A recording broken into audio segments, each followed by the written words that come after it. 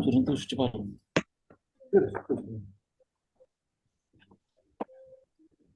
Saya pindahkan hostnya ke Bapak ya. Oke, boleh, boleh Pak. Ya.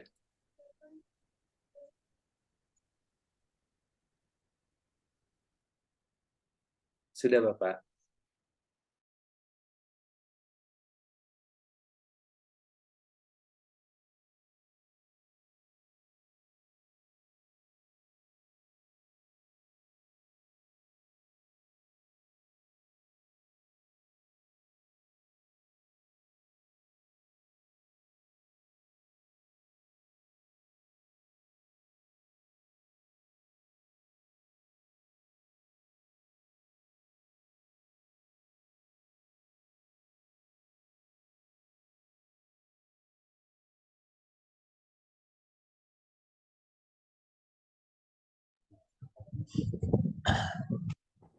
Halo, selamat sore.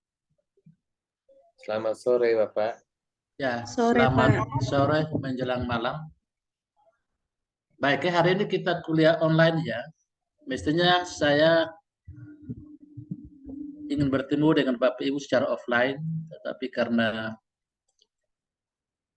ada tugas mendadak yang saya harus lakukan di luar daerah dan baru sampai juga nih. Baru sampai. Mungkin minggu depan ya kita coba untuk offline, nanti minggu berikutnya baru kita online ya. Baik Bapak. Baik ya, mungkin Iya, Pak. kuliah kita hari ini tidak apa ya, mungkin kita tidak sampai pada jamnya ya. Nanti Bapak Ibu bisa mendalami lebih lanjut ya tentang materi kuliah kita.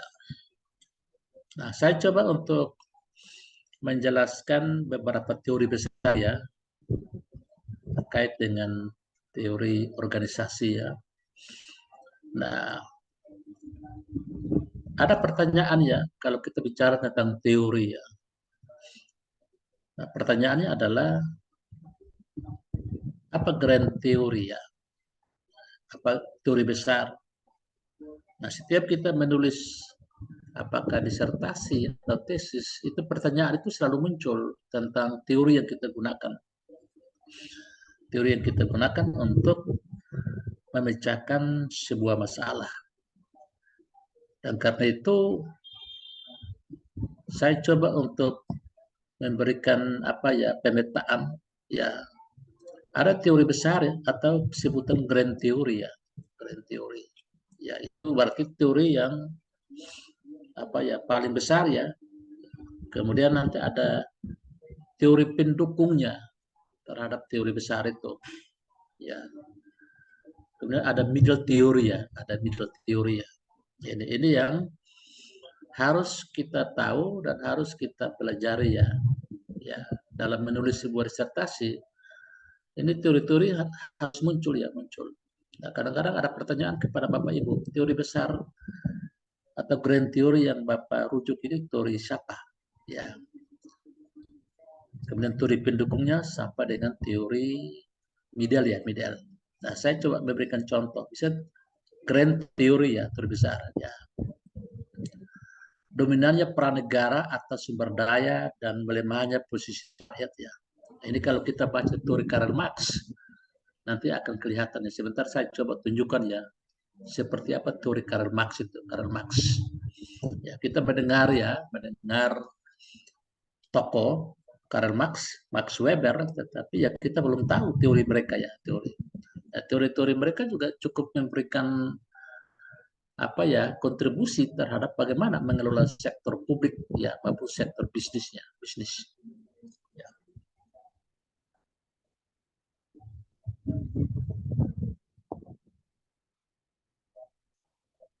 Ya. Nah ini grand teori atau teori utama ya organisasi birokrasi ya. Ya. Ini ada pakar ya atau sarjana yang sangat terkenal ya ketika bicara tentang teori besar ya, Rosenblum ya, and Krafuk ya. Ya.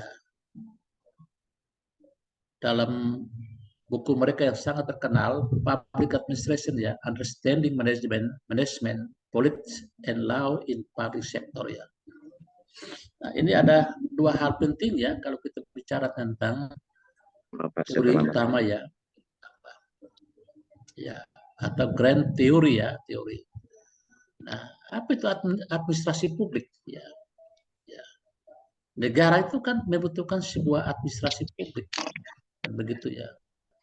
Organisasi itu kan membutuhkan sebuah administrasi publik, ya. Apakah dalam skop negara atau pada level lokalnya. Sehingga menurut Rosenblum, ya, administrasi publik itu adalah the action of government, the means by which the purposes and goals of government are realized. Ya, tindakan pemerintah. Kalau kita bicara tentang administrasi publik itu adalah tindakan pemerintah. Ya, aktivitas pemerintah ya sebagai sarana untuk mencapai tujuan dari pemerintah itu sendiri. Ya, jadi harus ada tindakan-tindakan yang harus dilakukan oleh pemerintah dalam rangka mencapai tujuan pemerintahannya. Nah, kemudian ditambahkan pada poin kedua, ya. Nah, kalau bicara administrasi publik itu kan apa ya, berhubungan dengan organizations, ya, berhubungan dengan struktur dan proses, ya, berhubungan dengan personel, sumber daya ya, sumber daya aparatur ya. Nah, bagaimana melakukan semacam bargaining ya. Kita tahu bahwa dalam negara itu kan ada lembaga-lembaga kenegaraan ya, lembaga-lembaga kenegaraan. Menurut John Locke itu kan ada tiga lembaga negara ya yang harus ada dalam sebuah negara: lembaga eksekutif, lembaga legislatif, dan lembaga yudikatif. Ya, bagaimana peran lembaga-lembaga negara untuk menjalankan fungsinya dalam rangka mengelola sektor publik. Ya. Misalnya bagaimana hubungan antara eksekutif dengan legislatif. Ya. Hubungan yang harus dibangun secara baik ya, secara harmonis ya, dalam rangka melaksanakan ya, apakah perumusan kebijakan publik atau implementasi kebijakan publik. Dan karena itu apa ya, bargaining itu penting ya, bargaining, atau dalam istilah praktis itu kita sering menyebut lobby-lobby ya, lobby-lobby politik ya dalam parlemen ya. Bagaimana sebuah kebijakan itu bisa lolos ya. Karena juga sebuah kebijakan itu ada pro dan kontra ya, pro dan kontra.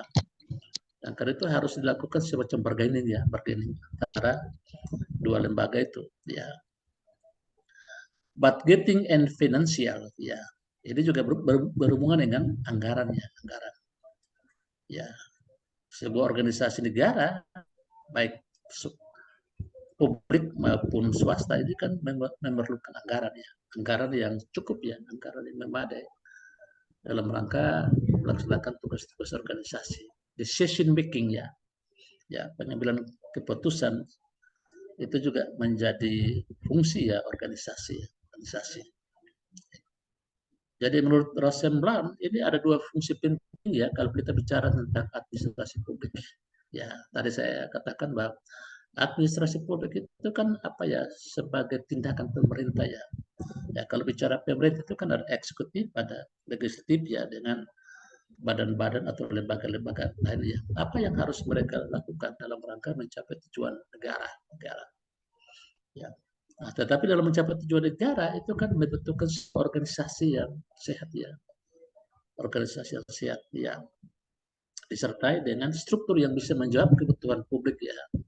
Nah, bagaimana proses yang terjadi dalam organisasi membutuhkan kepegawaian publik ya, dan memerlukan juga kerjasama yang baik secara internal maupun eksternal. Ada penganggaran dan ada pengambilan keputusan.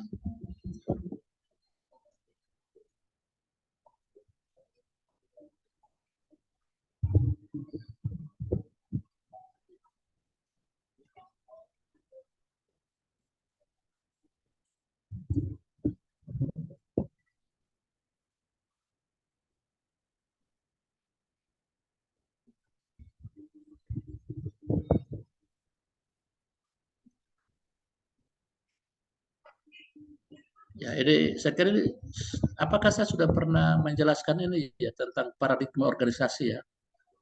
Ya. Dan ini juga nanti saya akan menjelaskan pada pertemuan berikut lebih lebih komprehensif ya. Tapi ini hanya kerangka filosofis ya, kita memahami tentang paradigm organisasi ya. Nah, organisasi itu juga kalau kita mengikuti paradigmanya itu sebagai mesin yang bekerja ya. Organisasi klasik ya dicirikan dengan klasik ya. Artinya bahwa kadang-kadang organisasi klasik itu menggunakan sumber daya ya dengan imbalan yang mungkin tidak berimbang begitu. Jadi menggunakan atau mencapai tujuan organisasi dengan menggunakan kegiatan orang lain. Ya. Nah, organisasi ini sebagai mesin, dia memberdayakan orang, tetapi haknya itu tidak berimbang dengan apa yang dikerjakan. Ya, dalam organisasi klasik itu juga dikendalikan ya legitimasi otoritas pimpinan itu sangat kuat sekali ya. Ya, jadi sebuah kepercayaan ya yang diterima oleh pimpinan ya dia menggunakan dengan semau dia ya. Nah, ini kan kalau kita adalah closed system ya dalam organisasi. Artinya bahwa organisasi tidak ingin menerima saran ya atau kritik dari lingkungan ya. Organisasi selalu memelihara status quo ya, status quo dalam status quo. Artinya bahwa orang-orang yang mungkin itu sudah pensiun ya, atau tidak bisa lagi, tetapi masih tetap diberdayakan ya. Tidak ada semacam regenerasi ya di dalam organisasi. Ya, nah, itu yang saya sebut sebagai status quo. Ya, dan karena itu efisiensi dan efektivitas itu juga menjadi nilai utama yang dikejar dalam organisasi. Ya. Manusia ekonomi rasional ya, manusia ekonomi rasional. Nah, kemudian pergeseran paradigma sebagai sebuah organisasi ya, organisme ya, sebagai organisme itu organisasi modern sebenarnya itu. Mengapa? Karena organisasi modern ada keseimbangan antara faktor internal dan eksternal ya. Ya. Menggunakan pendekatan sistem terbuka. Nah, pendekatan sistem terbuka itu artinya bahwa menerima kritik dan masukan dari lingkungan untuk perbaikan organisasi. Nah, kalau organisasi ya tidak mau menerima kritik dari lingkungan, berarti ya apa yang dibuat itu benar ya. Kebijakan yang diambil juga benar ya, walaupun bertentangan dengan lingkungan ya, tidak menjawab kebutuhan lingkungan. Ini itu sistem tertutup ya, tapi kalau sistem terbuka ya dia mau menerima saran-saran ya, mari kita diskusi ya. Ya, semua saran-saran akan dipertimbangkan untuk kita melahirkan sebuah kebijakan yang bisa menyelesaikan masalah. Tetapi kalau tidak menerima kritik ya sudah. Yang terjadi adalah sebuah problematika ya dalam organisasi ya. Nah, dalam organisasi modern itu menghendaki sebuah perubahan ya, perubahan. Nah, perubahan ini juga akan menjadi feedback ya bagi proses perumusan atau perencanaan berikutnya. Ya, apa yang dikerjakan harus dievaluasi ya secara terus-menerus ya.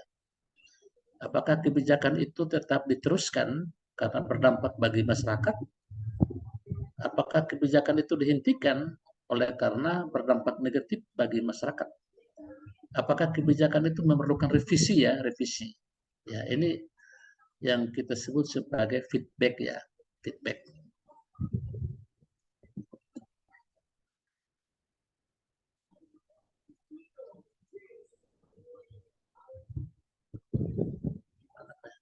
Ya, ini saya coba menyampaikan pikiran besar ya dari Karl Marx ya, Karl Marx. Memang ini Bapak Ibu kalau mau membaca buku Karl Marx silakan ya, silakan. Saya coba hanya mengambil intisarinya, apa sih sebenarnya menjadi pikiran besar dari Karl Marx ya. Nah, Karl Marx ini kan seorang tokoh yang sangat terkenal ya, tokoh pemikir ya, pemikir ya. Nah, memang Karl Marx sudah mengantisipasi bahwa dalam mengelola negara akan mengalami banyak masalah ya, mengalami banyak problem ya. Ya. Mengapa? Karena dalam negara itu ada dua kelas menurut Karl Marx ya, yaitu kelas yang berjuis dan kelas yang marginal ya, marginal. Ada dua kelompok ya, kelompok yang memiliki modal ya pada satu pihak, dan di pihak lain adalah kelompok yang tidak memiliki modal ya, masyarakat yang kita sebut sebagai masyarakat marginal ya. Ya. Nah, tetapi negara juga menjustifikasi ya, menjustifikasi. Ya, negara selalu berpihak kepada mereka yang bermodal ya, bermodal. Atau mereka yang kita sebut sebagai konglomerat ya, konglomerat ya. Karena itu juga mungkin dalam hal pengambilan kebijakan publik ya, itu juga kebijakan publik itu selalu berpihak kepada kelas-kelas berjuis ya, atau kelas konglomerat ya. Ya, atau dalam istilah apa ya, kita sebut sebagai korporasi kebijakan ya, korporasi kebijakan atau perselingkuhan kebijakan ya. Ya, itu juga sebuah istilah yang bagi saya apa ya, cukup kasar ya, tetapi film itu ada ya, ada dalam sebuah proses perumusan kebijakan publiknya. Artinya bahwa negara berpihak kepada apa namanya kaum berjuis ya, kaum atau konglomerat ya, atau pengusaha ya, pengusaha ya. Dan ini yang terjadi ya. Saya kira ini kita tidak bisa luput ya kalau kita mencermati kehidupan apa namanya dalam konteks negara pada level nasional maupun pada level lokal, ini juga selalu ada ya, selalu ada. Ya. Negara selalu berpihak ya. Mengapakah orientasi keuntungan ya, keuntungan ya. Ketika kebijakan itu berpihak kepada pengusaha, maka akan ada dampak ya, dampak lanjutan ya bagi pembuat kebijakan. Nah, birokrasi itu bukan mewakili kepentingan umum, ya memang, tapi birokrasi itu kan sebagai alat kaum berjuis, ya berpihak kepada mereka yang memiliki modal besar ya. Dan karena itu kalau kita baca teori Karl Marx ini disebut sebagai teori power block ya, teori power block. Nah, apa artinya teori power block ya? Ya, teori yang mencoba untuk menghalangi ya, menghalangi rakyat, keinginan rakyat ya, ya. Bagaimana negara itu sangat dominan, ya. Bagaimana rakyat itu ditindas ya, ditindas itu, ya. Penghalang atau blok rakyat dalam melaksanakan kekuasaan, ya. Nah, atau kita juga bisa menyebut sebagai teori elit ya, teori elit dalam proses perumusan kebijakan publik. Nah, artinya bahwa kebijakan publik itu kan dibuat oleh para elit ya, elit yang berkuasa. Ya. Dan kebijakan itu juga peruntukannya juga untuk elit ya, bukan untuk massa. Massa tidak dilibatkan dalam proses perumusan kebijakan publik.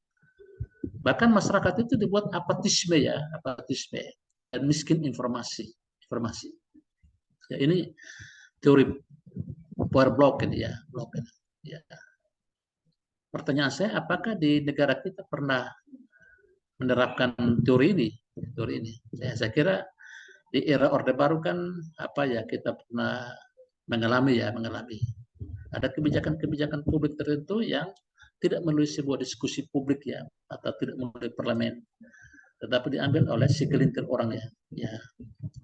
Segelintir orang itu dalam tataran para elit yang berkuasa ya, kuasa. Misalnya dalam hal kebijakan mobil nasional ya, ini tidak melalui sebuah diskusi publik atau parlemen, tetapi hanya oleh presiden waktu itu, Presiden Soeharto, kemudian Tommy Soeharto dan Menteri Perdagangan ya waktu itu. Ya. Nah, birokrasi adalah alat penindas bagi kaum yang lemah, miskin dan hanya membela kepentingan orang kaya. Ya. ketidaknetralan birokrasi pemerintah. Ya, birokrasi kan tidak netral, ya, netral. Ya, berpihak kepada apa namanya rejim yang berkuasa, ya, berkuasa. Tetapi menurut Karl Marx bahwa memang apa namanya akan terjadi, ya, apa yang dipikirkan, ya, atau menjadi gagasan pikiran besar dari Karl Marx itu dalam realitas terjadi, ya, dalam fenomena. Ya, kita bisa melihat di Indonesia atau mungkin juga di negara-negara lain yang sangat elitis, ya, dalam perumusan kebijakan publik, ya, dalam hal implementasi kebijakan publik, ya. Ini atau dalam apa, ya, istilah birokrasinya adalah negara dominan, ya, negara dominan. Ya, negara sangat menguasai dan memonopoli semua aspek kehidupan masyarakat, ya.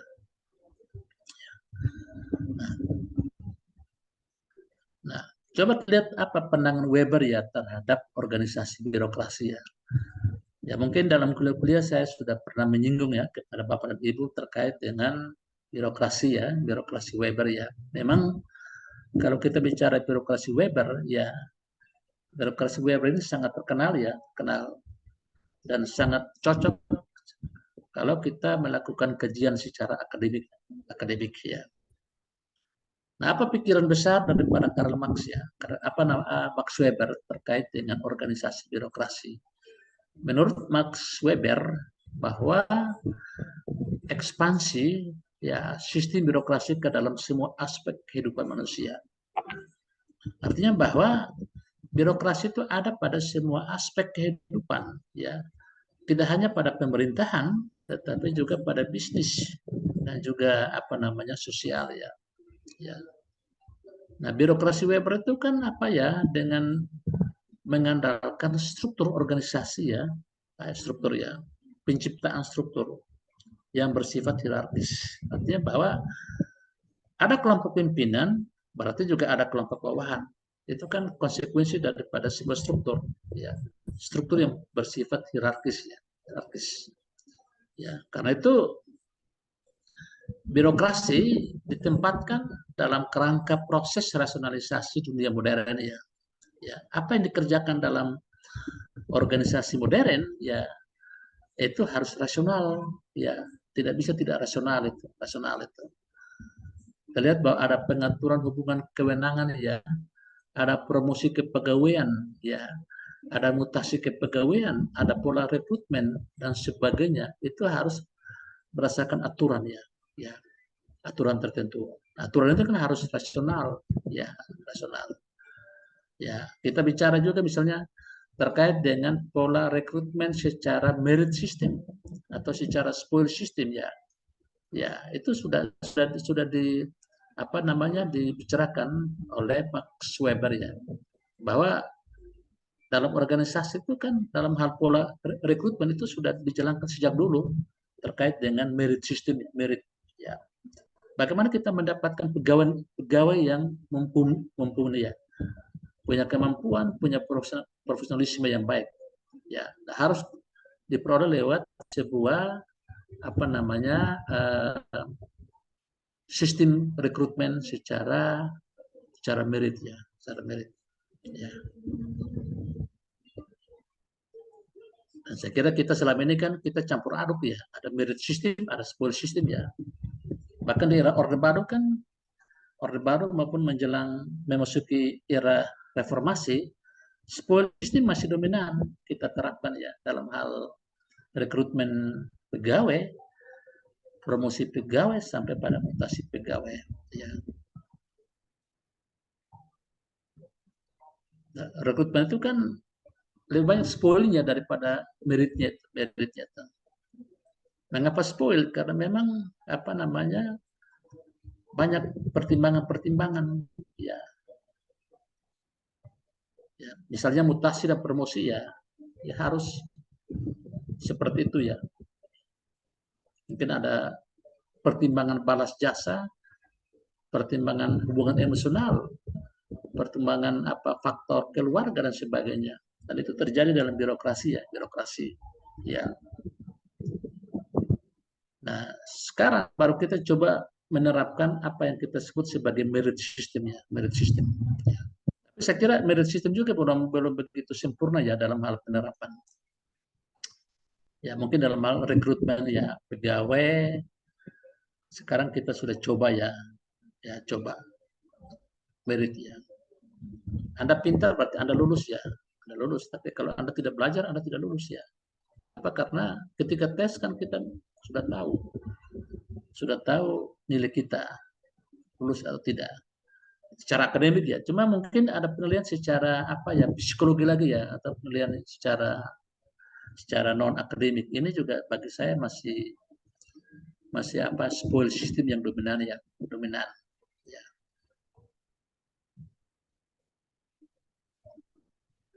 Nah karena itu teori Weber ya disebut sebagai teori rasional administratif ya, teori yang sesuai dengan apa ya aturan.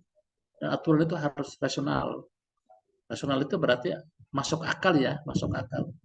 Ya, sebuah teori yang berdasarkan sistem peraturan rasional. Tapi baca mungkin buku Max Weber kan saya kira ini poin-poin ini apa ya sangat penting ya, penting. Ya, saya coba rangkum ya dari pikiran-pikiran Weber itu. Nah, ada lagi teori Hegel ya tentang organisasi birokrasi ya. Hegel ini juga seorang apa ya sarjana ya pakar terkenal ya, filosof juga ya termasuk Hegel. Ada Hegel, ada Aristoteles, ada siapa namanya Plato ya. Saya kira mereka nama-nama mereka selalu dikenang ya sepanjang masa. Ya. Kalau pikiran Hegel, ya saya kira ini cukup netral ya kalau kita bicara tentang organisasi birokrasi ya. Ya, nah birokrasi sebagai jembatan pemerintah ya. Ya, ada negara, negara itu kan kelompok elit ya, kelompok elit. Di bawahnya ada birokrasi ya, birokrasi. Ya, kemudian juga ada masyarakat ya, atau ada publik ya, publik. Apa peran daripada birokrasi ya? Birokrasi sebagai jembatan pemerintah dengan masyarakat ya. Nah, di satu pihak sebagai mediator ya, mediator. Di satu pihak sebagai medium ya, ya. Nah, dalam pandangan Hegel, birokrasi itu netral terhadap kekuatan pemerintah ya. Netral. Apa yang menjadi tugas utamanya itu yang dikerjakan. Nah, kalau fungsi birokrasi itu sebagai public service, maka dia harus melakukan dengan baik ya sebagai public service. Bukan dia harus apa ya pro terhadap rejim yang berkuasa ya, berkuasa. Ya. Makanya saya juga setuju kalau apa ya di negara kita ya kita coba memposisikan diri ya apa namanya sekretaris daerah itu supaya berfungsi secara optimal ya optimal ya. Jadi jangan ada pengaruh-pengaruh politik ya. Ya. Jadi mungkin tugas mutasi, tugas promosi itu kan sebenarnya kewenangan daripada kepada pejabat karier ya, karier. Ya. Jangan lagi diintervensi oleh pejabat politik ya, misalnya bupati, wali kota, gubernur. Ya, memang kita melakukan apa namanya tes kompetensi ya, atau lelang jabatan ya dalam birokrasi. Tetapi saya kira itu juga belum berjalan optimal ya. Secara prosedur mungkin itu berjalan, berjalan. Tetapi secara substansi mungkin tidak berjalan dengan baik. Mengapa? Karena toh penentuan akhirnya jatuh pada kepala daerah ya, gubernur, bupati, wali kota yang menentukan orang-orang yang duduk dalam jabatan birokrasi. Dan begitu. Nah, ini fenomena yang terjadi di era otonom daerah ya. Itu tidak hanya di daerah kita, tapi hampir semua daerah ya melakukan apa namanya pola seperti itu. Ya, ini. Nah, nah apa pandangan ya teori organisasi dalam pandangan Hamilton ya? Ini juga seorang sarjana yang sangat terkenal ya dari Amerika Serikat ya, Serikat. Ada dua pakar ya nanti setelah ini ada pakar yang lain mengatakan teori yang apa namanya sebaliknya dari Hamilton. Nah, bagi Hamilton menghendaki organisasi atau birokrasi yang kuat, ya. Nah, birokrasi yang kuat itu apa ya? Birokrasi yang sentralistik ya, sentralistik ya. Jadi administrasi pusat yang kuat untuk melindungi pemerintah melalui penciptaan ketertiban dan keadilan. Ya, itu sentralisasi ya, sentralisasi. Saya kira dalam kaitan ini kita juga pernah menerapkan di era baru ya administrasi pusat yang begitu kuat, ya kuat. Daerah kan tidak begitu punya peran yang maksimal ya mungkin daerah itu hanya sebagai implementasi kebijakannya. Nah, semua proses perumusan kebijakan publik itu ada pada level pusatnya, pemerintah pusat yang sifatnya sentralistik ya. Ketika kita masuk di era otonomi daerah, baru daerah diberikan peran ya untuk melakukan fungsi-fungsi manajemen ya, planning, organizing, executing, controlling ya. Jadi para level daerah kan membuat perencanaan ya, merumuskan kebijakan publik ya, melaksanakan kebijakan publik dan juga melakukan evaluasi kebijakan publik ya. Pusat tidak begitu intervensi karena memang otonomi daerah ya, otonomi daerah ya. Nah, kemudian yang berikutnya pembagian tanggung jawab yang diatur secara jelas antara lembaga eksekutif, legislatif, dan yudikatif dalam sebuah sistem politik. Ya. Nah, bagaimana pembagian tanggung jawab? Bagaimana peran dari lembaga-lembaga negara? Ya.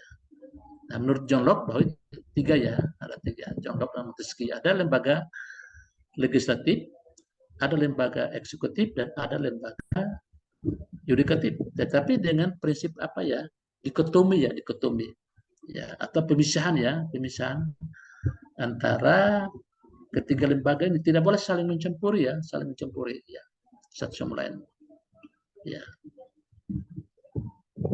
Nah, ini teorinya disebut apa ya, teori John Locke ini, pemisahan kekuasaan,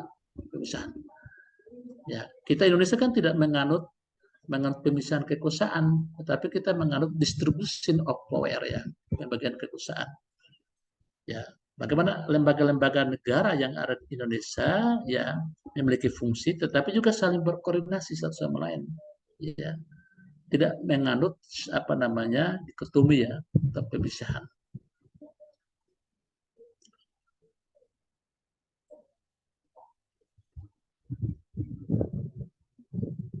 Nah, di dalam organisasi yang kuat itu mendominasi semua aspek kehidupan masyarakat ya. Ya, ini kan sentralistik ya, berarti ya semua aspek kehidupan masyarakat ditangani ya.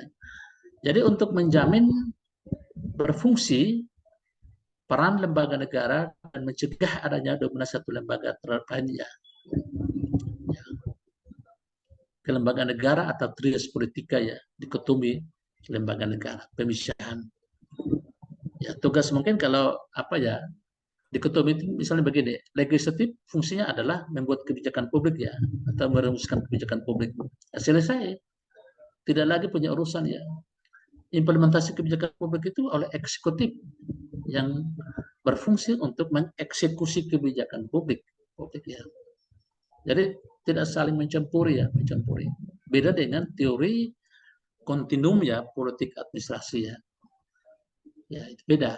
Kalau kontinum politik administrasi, pejabat publik itu terlibat dalam proses perumusan kebijakan publik. Ya, selain sebagai implementer kebijakan ya. Seorang gubernur, bupati, wali kota ya punya apa ya, fungsi merumuskan kebijakan ya. Nah, kebanyakan rancangan peraturan daerah kan datang dari eksekutif ya, yang nantinya akan dibahas di parlemen dan akan melahirkan kebijakan publik ya.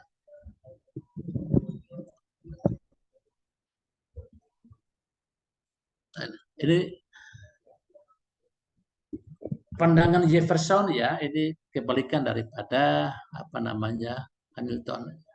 Nah, kalau Hamilton itu menghendaki organisasi birokrasi yang sederhana ya, atau simpel ya, birokrasi yang tidak birokratis ya. Nah, problem birokrasi itu harus disolusi ya, atau dijawab. Mengapa problem birokrasi? Karena memang birokrasi ala Weber itu birokrasi yang sangat birokratis ya, yang sangat prosedural. Ya, ya. Dan karena itu kita harus menciptakan apa yang disebut sebagai one stop service system. Apa artinya itu one stop service system?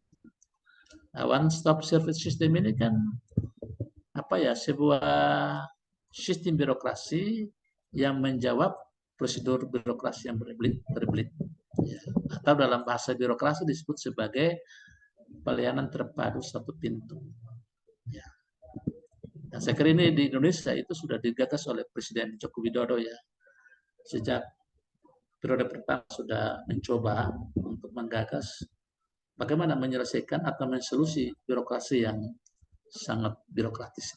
Ya, kita harus memiliki lembaga yang disebut sebagai apa ya, lembaga pelayanan terpadu satu pintu. Diharapkan dengan kehadiran lembaga pelayanan terpadu satu pintu bisa menjawab persoalan birokrasinya yang berbelit ya.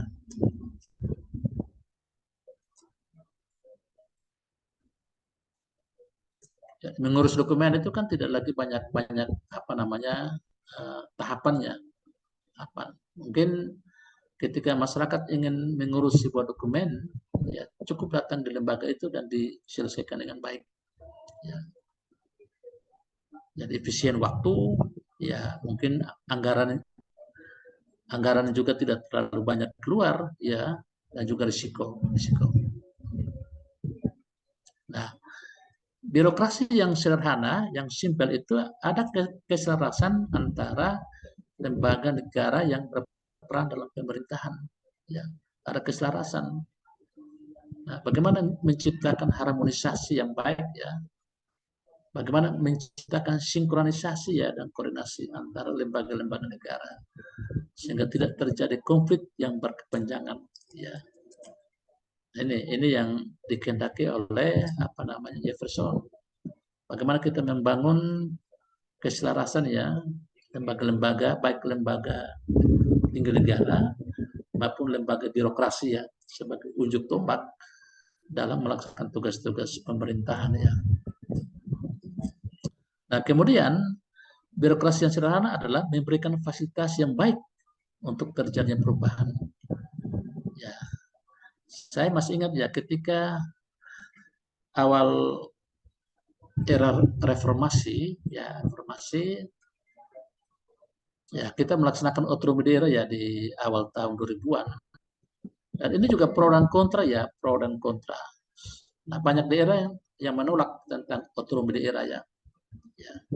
Nah, solusi negara itu kan dua opsi ya, mungkin saya pernah menyampaikan itu. Opsi sebagai negara federalisme dan juga opsi sebagai otonomi daerah ya. Nah, federalisme itu ditolak ya. Ditolak karena kita tidak ingin negara di dalam negara ya.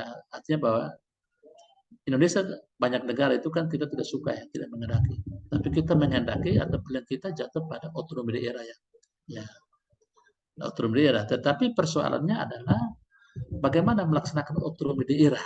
Itu pertanyaan-pertanyaan yang selalu dilontarkan ketika kita melaksanakan otonomi daerah pada tahun 2000. Nah, pada level daerah persoalkan 3P ya, 3P ya. Nah, tolong berikanlah kepada kami anggarannya atau pembiayaan. Ya.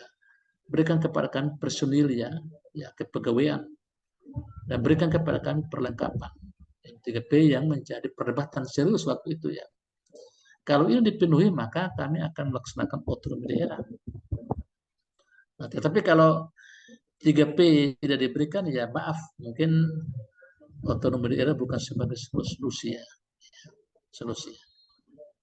Jadi awal perjalanan otonomi daerah ya, walaupun ternyata dalam perjalanan dan sekarang kita melihat bahwa otonomi daerah sebagai opsi terbaik ya, walaupun banyak kekurangan ya. Saya kira para pejabat daerah juga senang dengan otonomi daerah ya. Ya. Apalagi kita mendengar ya kalau level daerah kan ada sekali banyak ya raja-raja kecil ya, raja kecil ya, ya begitu ya. Makanya terjadi revisi undang-undang pemerintahan daerah ya. Misalnya saya memberikan contoh, ya, bagaimana hubungan antara provinsi dan kabupaten kota. Ini juga kadang-kadang hubungan itu apa ya, sering menimbulkan konflik ya. Nah, ketika gubernur mengundang apa namanya bupati ya, wali kota untuk rapat koordinasi, ya kadang-kadang yang dikirim adalah pejabat eselon ya apakah sekretaris daerah, ya atau mungkin kepala kepala dinas ya atau asisten, itu yang dikirim ke provinsi untuk mengikuti rapat koordinasi ya. Nah, apa argumennya? Argumen pada kabupaten kota, oh kami ini kan bukan atasannya Pak Gubernur, ya bukan atasan kami. Jadi kalau kami kirim itu juga saya kira menurut mereka tidak soal ya, tidak masalah ya, salah. Ya, ini. Tapi ini juga menimbulkan problem ya ketika ada hal-hal yang membutuhkan sebuah decision making juga susah ya. Ya. Kalau bupati ya wali kota ikut ya mungkin lebih baik ya, bagus. Mungkin ada persamaan persepsi ketika masalah itu apa namanya mau diambil sebuah keputusan penting ya bisa terjadi. Tapi kalau pada pejabat eselon itu mungkin sulit ya. Ya. Ini yang kita sebut sebagai bagaimana membangun hubungan provinsi dan kabupaten ya pada Undang-Undang nomor 22 ya tahun 99, saya kira itu masih apa ya, kabupaten kota sangat kuat sekali ya, sangat kuat sekali ya. Kemudian dilakukan revisi ya Undang-Undang 32 tahun 2024. Kemudian dalam perjalanan itu revisi lagi ya Undang-Undang 23 tahun 2014 ya. Pertanyaannya kenapa ke undang-undang itu selalu direvisi ya, direvisi terus ya. Ya, belum sampai berapa tahun atau belum berdampak positif bagi masyarakat, tapi sudah melakukan revisi ya, revisi. Ya, dan ini terjadi di negara kita ya, negara kita. Tapi kalau di negara-negara maju, sebuah undang-undang itu apa ya, sampai ratusan tahun baru dilakukan revisi ya, revisi. Amerika Serikat, ya negara-negara maju itu begitu.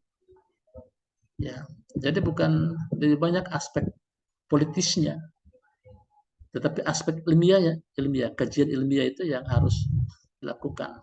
Ya, nah, kita lebih banyak politik ya, aspek politik itu. Ya. Nanti saya harap Bapak dan Ibu juga tolong nanti mencermati kebijakan Gubernur Nusa Tenggara Timur terkait dengan apa ya, jam masuk sekolah ya, jam masuk sekolah untuk siswa SLTA pada jam 5 atau jam 5.30 ya. Memang sudah banyak perdebatan yang pro dan kontra ya, tetapi Pak Gubernur masih mempertahankan kebijakan itu ya.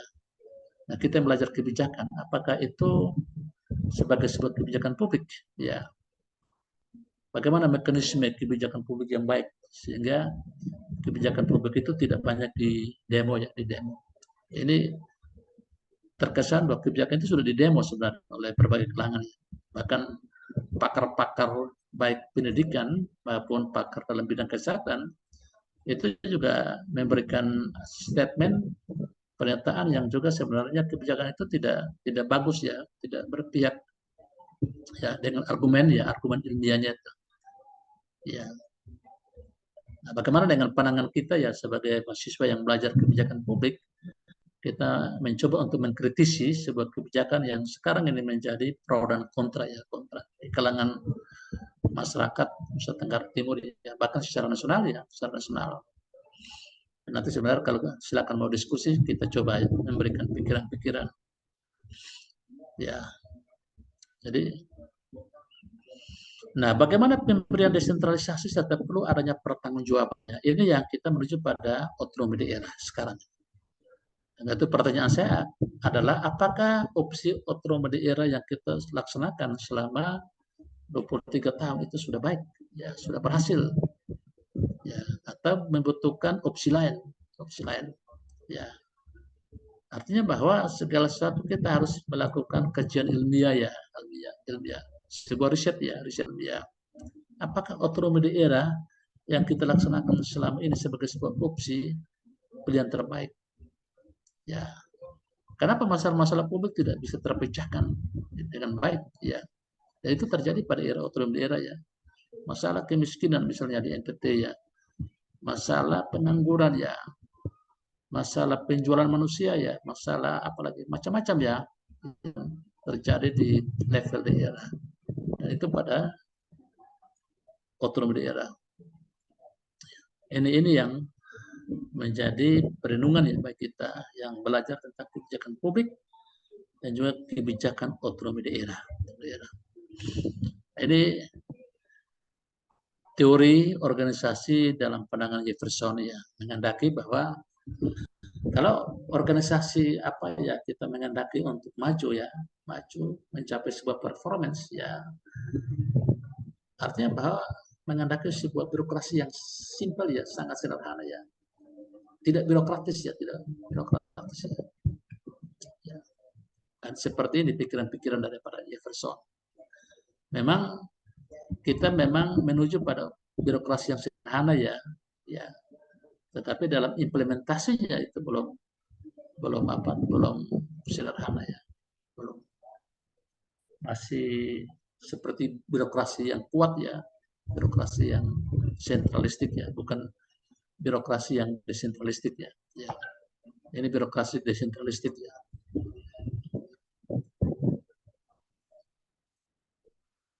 Nah, apa pandangan Wilson ya, Woodrow Wilson terkait dengan birokrasi publik atau organisasi ya?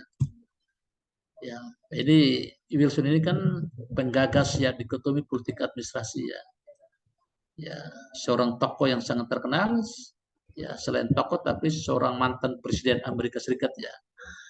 Dia melihat bahwa administrasi itu kan apa ya menjadi problem ya.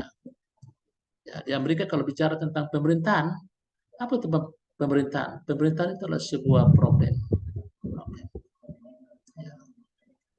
Tetapi bagaimana problem itu diselesaikan, disolusi, solusi. Ya. Nah, Wilson melihat bahwa ada dua persoalan penting, politik dan administrasi. Ya. Menurut Wilson bahwa harus terpisah, ya, bahwa harus ada lembaga administrasi yang kuat untuk melaksanakan kebijakan publik. Ya. Mengapa? Karena kebijakan publik itu dibuat dalam ranah politik, ya, dan membutuhkan lembaga yang kuat. Dan lembaga itu disebut sebagai birokrasi, ya, atau administrasi negara ya. Ya. Nah, selain lembaga yang kuat, tapi harus memiliki sumber daya yang kuat untuk mampu untuk mengimplementasikan kebijakan publik itu. Ya, ini bisa melihat bahwa dalam mengelola negara kelemahannya pada birokrasinya. Nah, kebijakan oke, tetapi kalau tidak didukung dengan implementasi yang bagus, maka kebijakan itu kan tidak akan memberikan dampak positif bagi masyarakat ya. Nah, Wilson adalah juga meletakkan teori administrasi negara sebagai scientific ya administrasi negara. Artinya bahwa pengakuan administrasi negara sebagai ilmu itu cikal bakal dari Wilson ya. Ya, Woodrow Wilson ya, Wilson.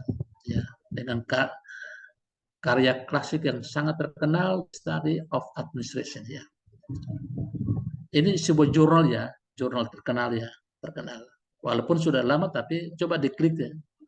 Bapak bisa mendapatkan tulisannya Wilson ya, Wilson. Ya. Nah, berapa usia administrasi negara di tahun sekarang ya? Ya. Sudah 130-an ya, 130-an tahun ya. Itu berarti bahwa administrasi negara itu sudah mencapai kedewasaan ya. Ya, sudah mandiri ya. Ya. Ya, menurut Wilson bahwa proses pembuatan kebijakan publik menuntut pendekatan politik. Ya, pendekatan politik. Ya, artinya bahwa mereka-mereka yang berada dalam ranah politik juga harus memiliki kemampuan, kompetensi ya dalam hal membuat kebijakan publik. Ya. Kalau kita kan bagaimana melakukan fungsi legislasi ya, salah satu fungsi parlemen. Ya, bagaimana membuat sebuah kebijakan sehingga kebijakan itu bisa menjawab persoalan-persoalan publik ya, menjawab kebutuhan publik. Bukan kebijakan publik itu menjadi perdebatan ya, perdebatan antara eksekutif dengan legislatif yang tidak ada hasilnya, yang apa namanya hanya bagaimana orientasi kepentingan, begitu ya, kepentingan. Ya, jadi pendekatan politik yang dimaksudkan adalah bagaimana kebijakan publik itu apa namanya kebijakan yang berkualitas, begitu ya. Kebijakan yang mungkin tidak didemo ya atau kurang didemo ya. Ya. Tapi kalau kebijakan asal-asalan pasti kebijakan itu didemo ya, didemo oleh berbagai elemen. Ya. Nah, kemudian pelaksanaan kebijakan publik ya, pelaksanaan kebijakan publik atau implementasi itu kan menuntut pendekatan administrasi ya. Nah ini ya dua pendekatan berbeda, berbeda ya. Implementasi kebijakan menghendaki pendekatan administrasi. Apa artinya? Ya, menuntut birokrasi yang bagus, birokrasi yang profesional, ya, birokrasi yang kuat untuk bisa melakukan kebijakan publik. Ya, menurut Wilson ini. Kalau birokrasi tidak punya kemampuan, tidak punya kompetensi, profesionalisme, maka mungkin kebijakan publik itu tidak bisa terimplementasi dengan baik. Walaupun kebijakan publik itu baik. Atau mungkin kebijakan publik itu jelek, ya, jelek, sehingga tidak bisa diimplementasikan. Ya, makanya dalam apa ya proses pembuatan kebijakan publik itu menuntut pendekatan politik ya, politik.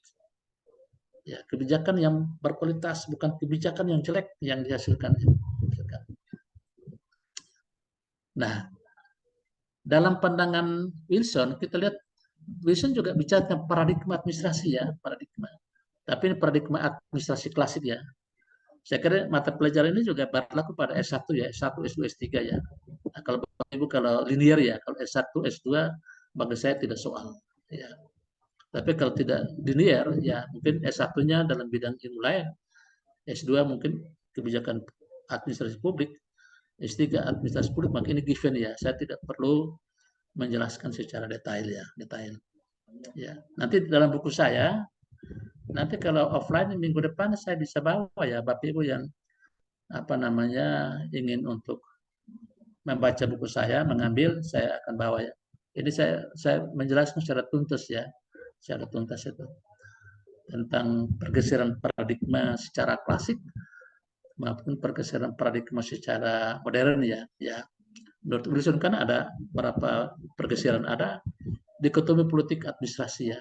Ya, prinsip-prinsip administrasi ya, administrasi sebagai ilmu politik ya, administrasi sebagai ilmu administrasi dan administrasi negara sebagai administrasi negara. Ya, apa artinya? Ini nanti di buku saya Bapak Ibu baca dan bisa memahami ya.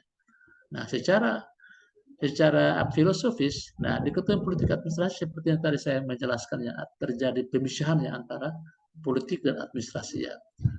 Fungsi politik ya administrasi ya. Politik ya harus pendekatan politik ya, administrasi ya pendekatan administrasi ya. Ya. Prinsip-prinsip administrasi ya dalam memajukan organisasi modern harus ada prinsip ya. Misalnya Puak ya salah satu pakar yang menyumbangkan pikiran bagaimana memajukan organisasi ya, plan, organizing, acquitting, controlling ya, controlling. Itu harus ada, atau fungsi mutlak harus ada yang diterapkan dalam semua organisasi ya. Apakah organisasi publik maupun organisasi bisnis ya. Nah, administrasi bagi ilmu politik ya, apa artinya? Ya, secara penyelebar nanti Bapak Ibu baca ya. Tapi dalam paradigma ini lebih banyak bicara kasus ya, ya. Apa kasus-kasus yang terjadi dalam sebuah negara ya, ya. Bagaimana pembangunan administrasi ya, bagaimana pengembangan SDM ya sebagai faktor kunci dalam mengelola negara ya, negara. SDM yang baik pasti akan memajukan negara ya. Tapi kalau SDM-nya tidak bagus ya, itu juga membawa problem bagi negara ya. Ya, pembangunan administrasi ya, pembangunan SDM ya. Jepang itu kan mendahulukan SDM. Ya. Bagaimana membangun SDM yang berkualitas sehingga dengan SDM yang berkualitas mampu untuk bisa mengelola sumber daya alam yang ada. Ya, kita memiliki sumber daya alam yang berlimpah ruah, tetapi kita diperhadapkan dengan SDM yang apa namanya belum begitu apa namanya bagus ya setara dengan negara-negara yang lain. Ya. Nah, administrasi sebagai ilmu administrasi ya, apa artinya? Ya, ini juga ada perdebatan antara politik dan administrasi juga ini.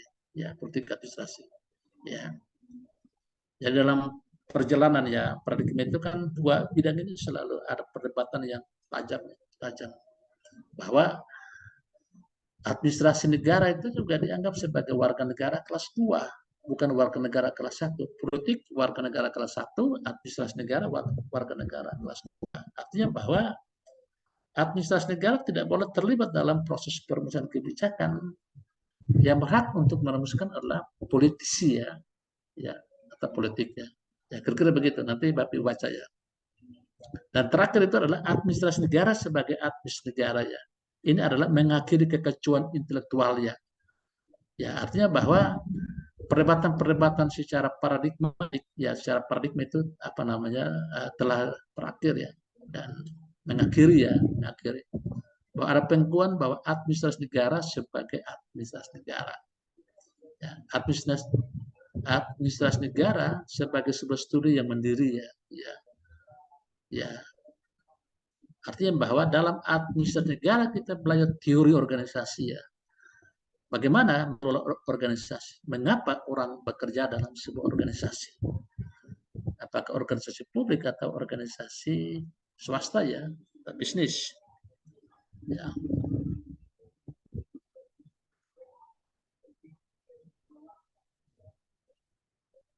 Ya ini saya sudah jelaskan pada pertemuan-pertemuan sebelumnya. Ini saya hanya buat pikir dalam bagan.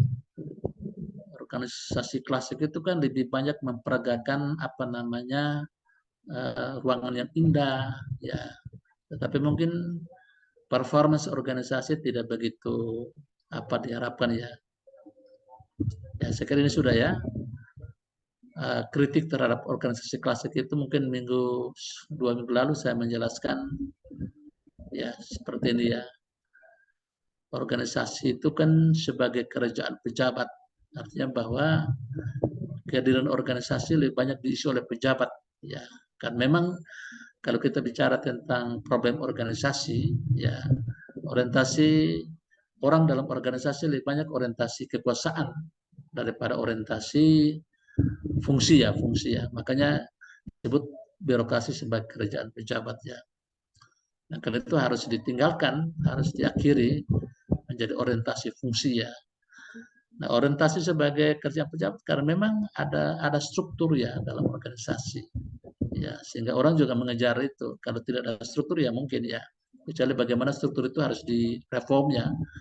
Sehingga melahirkan banyak jabatan fungsional, maka orang akan orientasi pada jabatan fungsional ya. Ya, para pakar juga mengatakan bahwa 25 sampai 50 tahun akan datang birokrasi akan hancur ya, akan hancur. Dan digantikan dengan sebuah sistem baru ya, sistem baru sesuai dengan harapan rakyat kan. Mengapa? Karena ini kita berangkat dari pro dan kontra terhadap birokrasi ya. Mungkin yang kontra mengatakan bahwa birokrasi tidak bagus. Birokrasi sangat prosedur ya, sangat hierarkis dan harus diganti dengan sebuah sistem baru ya. Tetapi yang pro mengatakan bahwa birokrasi tidak bisa digantikan dengan sebuah sistem tidak bisa dihancurkan kecuali birokrasi itu harus direformasi ya. Makanya kita mengenal istilah atau konsep reformasi birokrasi. Ada reformasi birokrasi kelembagaan, ada reformasi birokrasi sumber daya apertur, ada reformasi birokrasi sistem dan prosedur, ada reformasi pengawasan, ada reformasi pertanggungjawaban dan seterusnya. Ini reformasi birokrasi ini bertujuan untuk apa namanya bagaimana memenuhi kebutuhan publik atau memecahkan masalah publik ya. Nah, yang kontra mengatakan bahwa birokrasi itu kan sudah ketinggalan zaman ya atau anakronik ya bahkan menurut Benis ya mengatakan bahwa birokrasi terkutuk ya ini juga bahasa yang sangat tajam yang dilontarkan untuk birokrasi terkutuk itu. Kenapa? Karena memang tidak melakukan fungsinya secara optimal ya, memberikan pelayanan yang tidak prima, yang tidak berkualitas kepada masyarakat. Tidak mengakomodir ya kebutuhan publik, tetapi yang dikerjakan adalah kebutuhan apa namanya pribadi dan kebutuhan atasannya.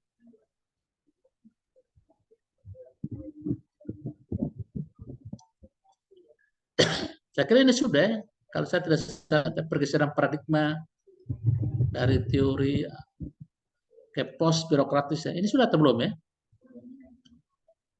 Kalau saya tidak salah ingat ini saya sudah sampaikan ya dalam pertemuan.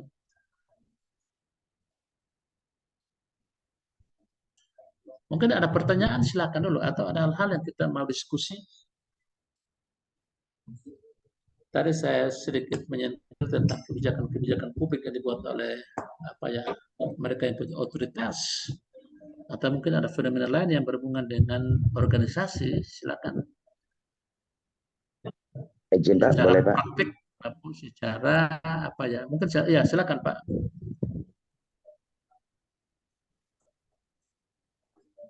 Izin bertanya Pak. Ya silakan Pak.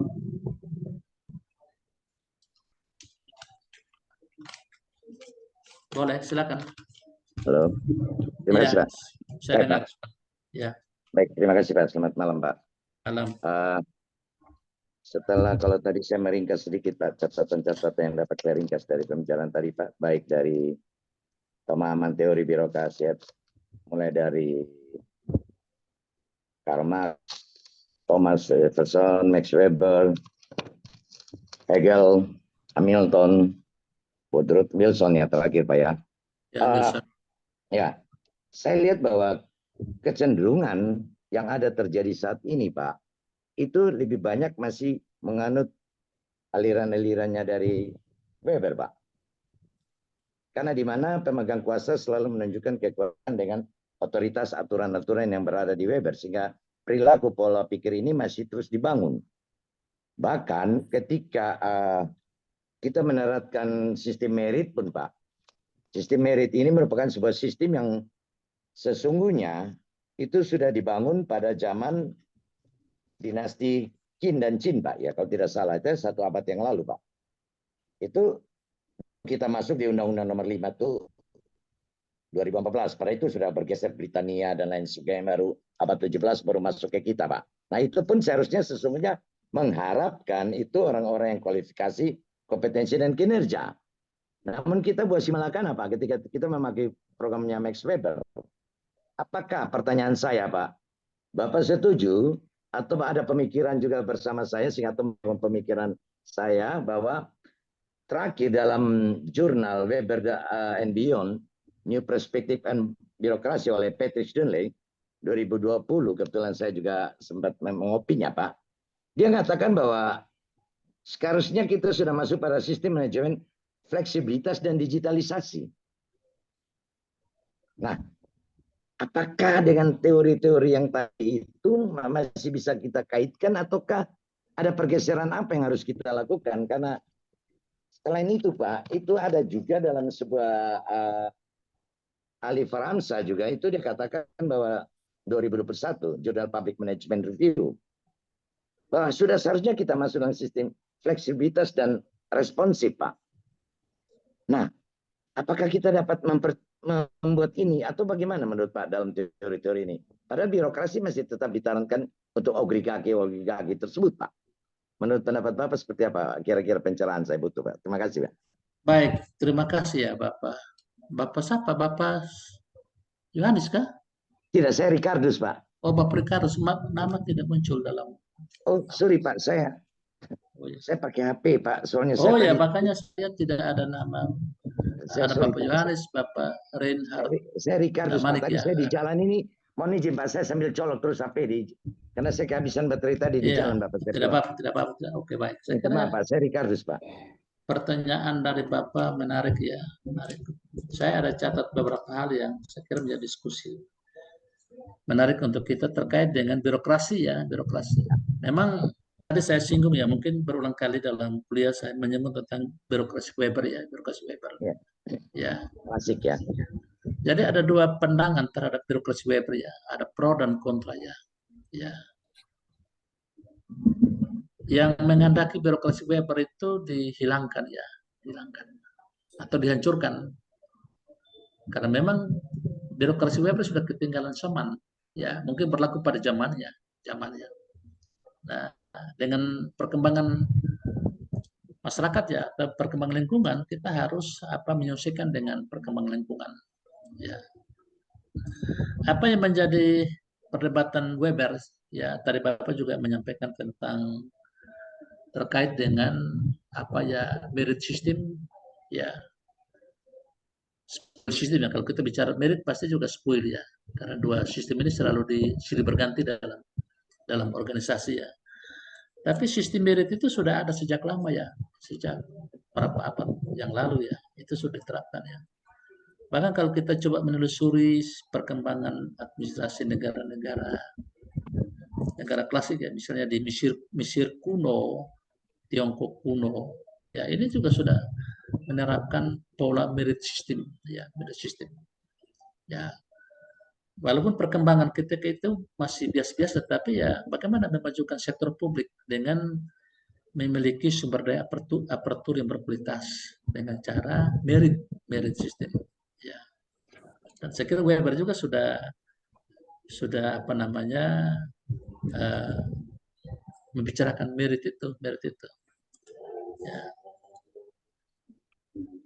Tapi yang pro ya tentang birokrasi Weber ya, Weber tadi juga saya menyinggung bahwa birokrasi Weber itu kan tidak bisa dihancurkan, yang pro.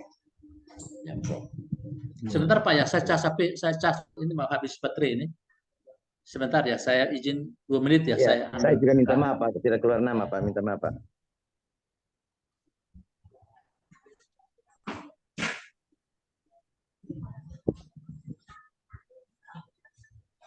Begini sebetulnya. Teori disesuaikan dengan perkembangan zaman dan pelajaran. Ya, ini kan ada kaitan yang kita di politik. Tendensi politik otoritas birokrasi itu masih berlaku loh. Ya, memang tidak dipungkiri. Bahkan ini bukan hanya di pemerintah saja, tapi di semua. Namanya organisasi publik kan berbicara tentang pemerintah, swasta maupun publik yang lain. Tapi tetap oligaki dan orang pembesar itu bekerja. Oke, baik.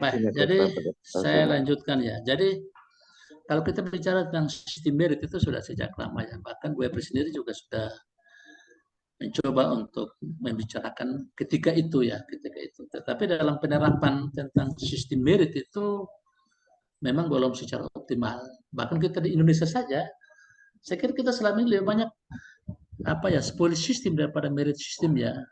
Ya, di akhir era reformasi ya, mungkin baru kita melakukan merit system dalam hal rekrutmen PNS ya, pegawai negeri sipil.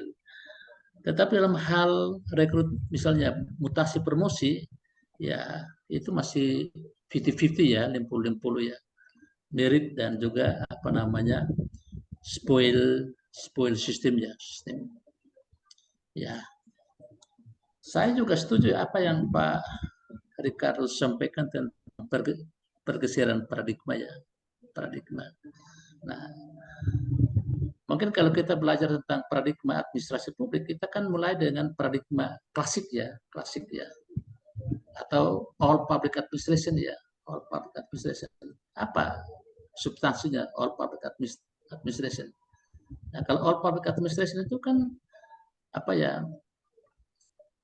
sebuah paradigma yang kalau kita baca ya, kalau kita tengok ke belakang, sangat dominan negara ya, negara sangat kuat ya, dan tidak ada fleksibilitas dalam mengelola sektor publik ya. Aturan sebagai satu-satunya dasar ya, aturan tidak bisa fleksibel ya.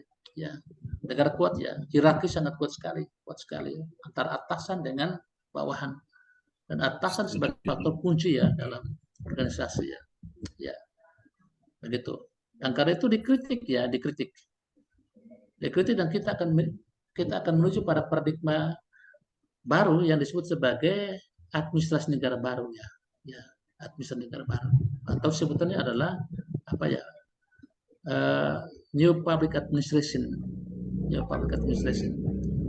Nah, dalam administrasi negara baru kan mempersoalkan tentang pelayanan administrasi ya, bahwa dalam administrasi negara klasik itu juga masih diskriminasi ya, masih diskriminasi. Pelayanan yang tidak tidak berkualitas, tapi pelayanan yang berpihak. Dan karena itu muncul New Public Administration ya, New Public Administration. Nah, pada New Public Administration atau paradigma ini menghendaki bahwa pelayanan publik itu pelayanan yang tidak boleh ada diskriminasi ya, diskriminasi. Ya. Jadi kalau Indonesia bagian barat, Indonesia bagian timur ya ini sebagai sebuah negara kesatuan yang tidak boleh ada perbedaan ya. Ya, perbedaan. Jangan Indonesia bagian barat itu mendapatkan sentuhan-sentuhan yang lebih banyak daripada Indonesia bagian timur. Dalam hal infrastruktur, dalam hal SDM dan sebagainya. Dan kita lihat di era Orde Baru kan demikian ya. Indonesia bagian barat itu selalu maju ya, selalu di atas atau lebih daripada Indonesia bagian timur ya. Ya, itu terjadi. Itu yang kita sebut sebagai New Public Administration ya, administrasi negara yang orientasinya adalah memberikan pelayanan yang berkualitas ya dan tidak berpihak ya, berpihak. Nah, kemudian kita akan bergeser pada paradigma New Public Management ya, NPM ya, NPM. Ya, siapa penggagasnya? Penggagasnya adalah ada beberapa pakar yang sangat terkenal ya, Osborne dan Gilbert ya.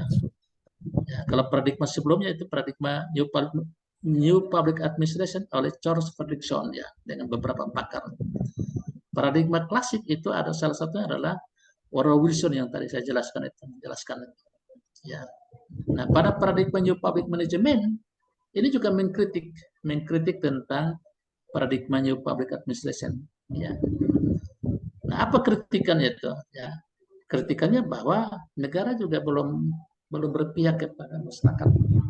Pertanyaannya adalah masyarakat yang mana yang mendapatkan keadilan? Ya, keadilan. Ya. Rakyat yang mana yang mendapatkan keadilan? Ya, kemudian negara juga mengelola negara tidak secara efisien efektif ya, tetapi selalu terjadi pemborosan. Ya, maka lahirlah paradigma New Public Management Pak, NPM. Apa pikiran besar daripada New Public Management? Ya, menghendaki bahwa negara harus dikelola secara bisnis ya, secara bisnis dengan jargon efisiensi, efektivitas dan ekonomis. Ya, ekonomis itu. Ya. Pertanyaannya, kenapa sektor bisnis maju sementara sektor publik tidak maju? Nah, ini pertanyaan-pertanyaan yang terjadi pada paradigma New Public Management. Ya. Apa yang terjadi pada sektor bisnis, nilai apa yang mereka terapkan, strategi apa yang mereka tempuh sehingga membuat organisasi bisnis maju ya, ketimbang organisasi publik ya. Ini terjadi pada New Public Management.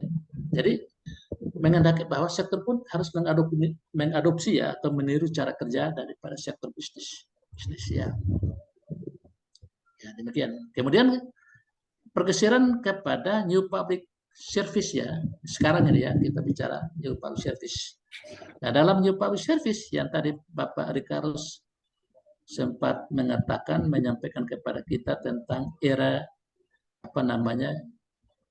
digitalisasi ya. Nah, itu sekarang ada pada era sekarang, era New Public Service ini Pak. Ya. Kita menuju pada e-government ya. Pemerintahan berbasis elektronik. Ya, jadi pemerintahan berbasis elektronik terjadi bukan karena kita mengalami sebuah masalah ya, problem misalnya COVID-19 ya, atau kita belajar secara online karena kita berada pada era COVID-19 bukan. Tetapi memang dalam paradigma New Public Service itu sudah ada bahwa kita akan menuju pada sebuah era yang disebut sebagai era digitalisasi ya. Nah, di era digitalisasi ya, kita lihat bahwa tidak hanya efisiensi, efektivitas dan sebagainya tidak. Ya. Tetapi ada responsivitas, responsif, akuntabilitas dan sebagainya. Ya, ini. Jadi tidak hanya efisiensi ya, efektivitas yang terjadi pada dunia bisnis ya, atau pada organisasi bisnis, tapi bagaimana organisasi publik itu harus responsif terhadap persoalan-persoalan publik. Ya, tidak hanya merespon, tapi bagaimana ditindaklanjuti menjadi sebuah kebijakan publik, ya. Dan kebijakan publik itu harus kembali untuk menjawab persoalan-persoalan publik, ya. Nah, bagaimana akuntabilitas pertanggungjawaban, ya, para pejabat publik yang diberikan mandat untuk menjalankan apa namanya suara rakyat, ya, harus bisa untuk dipertanggungjawabkan. Apa yang menjadi program, apa menjadi kegiatan, berapa anggaran yang dialokasikan untuk membiayai program-program, itu harus bisa dipertanggungjawabkan dengan baik, ya, mungkin secara langsung maupun secara tidak langsung, ya. Ya, misalnya kalau kita mengikuti pidato presiden pada tanggal 16 Agustus, ya, setiap tahun itu sebenarnya sebuah bentuk pertanggungjawaban, ya. Dan ini kan salah satu prinsip, ya, prinsip administrasi modern, ya, di era new public service, ya, responsif, akuntabilitas, ya. Ya, organisasi yang harus digerakkan oleh visi, ya, ya. Ya, bukan aturan satu-satunya, bukan berarti tidak boleh ada aturan, tapi aturan juga saya kira harus ada fleksibilitasnya, fleksibel yang tadi Pak Dekadus sampaikan itu. Harus ada diskresi, ya, yang terjadi dalam sebuah organisasi publik. Nah, ini yang disebut sebagai fleksibilitas, ya. Nah, kalau tidak ada diskresi, ya, saya kira apa, ya, banyak apa namanya hal tidak bisa jalan. Kenapa? Karena terpaku kepada aturan dan kepada orang-orang tertentu secara struktur, ya. Nah, dalam administrasi publik kan kita mengenal konsep diskresi, ya. Nah, diskresi itu kan pemberian apa, ya, keleluasaan kepada pejabat level bawah untuk mengambil kebijakan publik, ya, untuk memecahkan masalah. Sepanjang kebijakan publik itu tidak bertentangan dengan undang-undang di atasnya, ya. Nah, kalau kita yang orang kebijakan kan kita mengatakan demikian. Kebijakan mikro tidak boleh bertentangan dengan kebijakan makro, tidak boleh, ya. Sebuah kebijakan pada level bawah harus ada dasarnya, ya. Dasar kebijakan makronya itu apakah undang-undang atau peraturan presiden atau peraturan menteri, ya, baru level lokal itu mengacu pada itu. Karena itu saya juga ingin memancing Bapak dan Ibu bagaimana kebijakan Gubernur NTT terkait dengan apa, ya, masuk sekolah jam 5 pagi, ya.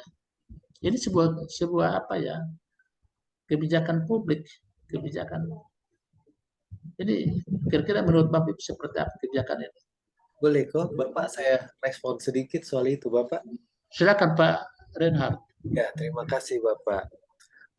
Menurut saya tentunya sebelum hal itu dilempar ke publik, seharusnya itu kan melakukan kajian-kajian yang mendalam, ya Bapak, ya, melibatkan berbagai macam stakeholder, mulai dari pihak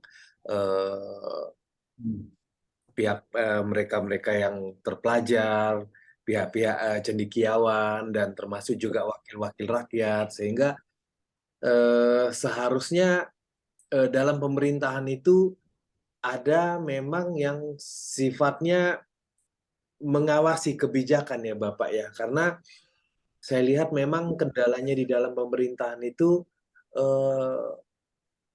kebijakan itu seperti langsung bergulung begitu saja, yang baru nanti setelah menuai kritik barulah dirubah segala macam begitu, Bapak. Nah, ini yang mungkin salah satu ketidaksempurnaan Weber, di mana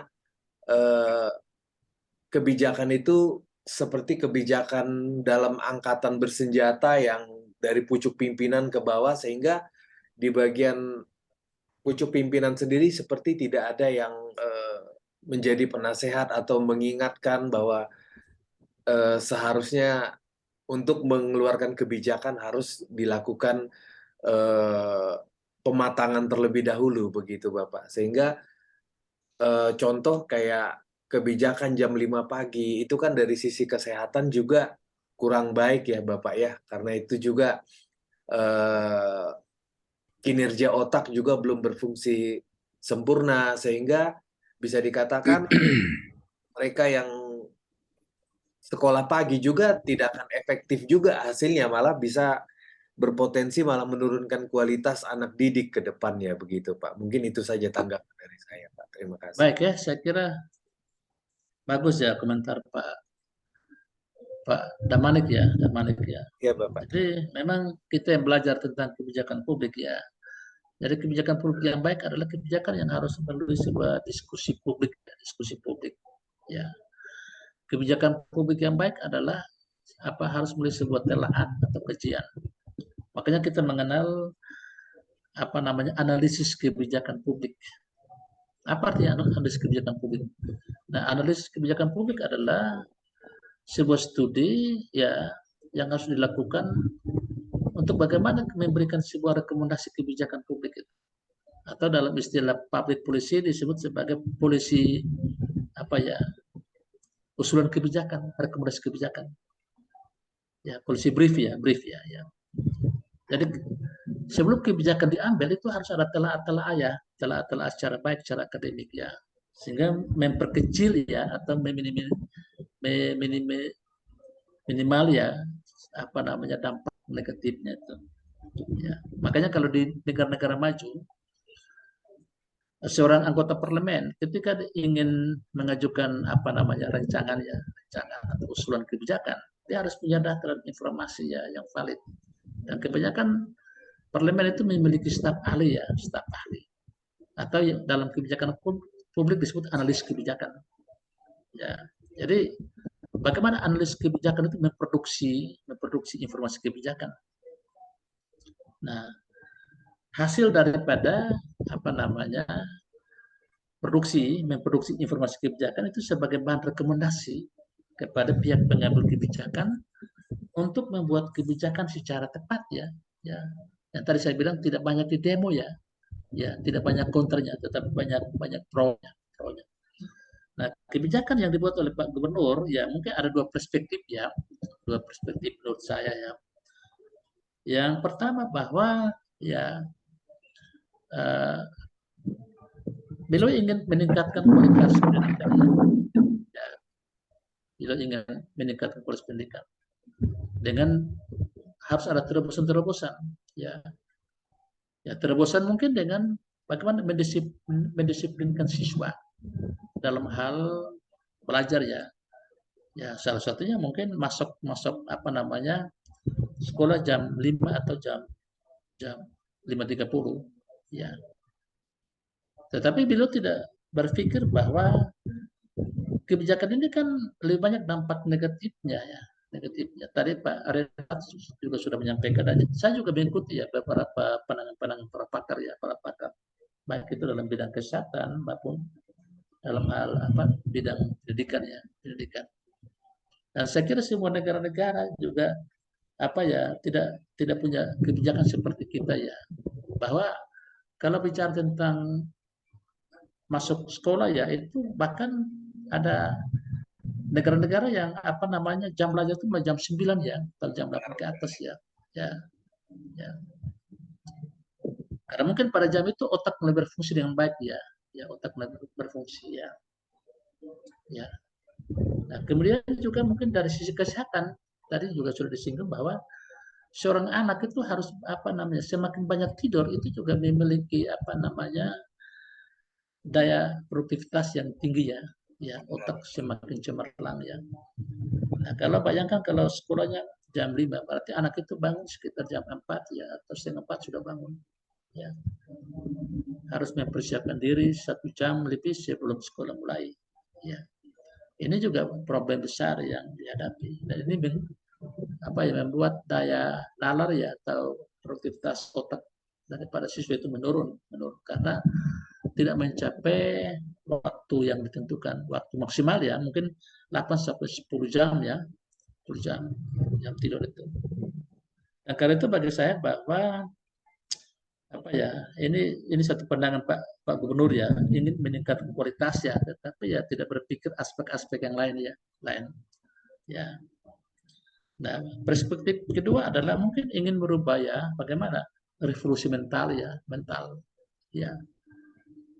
Jadi mungkin revolusi mental itu begini ya, mungkin mental yang acak-acakan ya, suka bermain atau lain-lain, bagaimana dirubah ya menjadi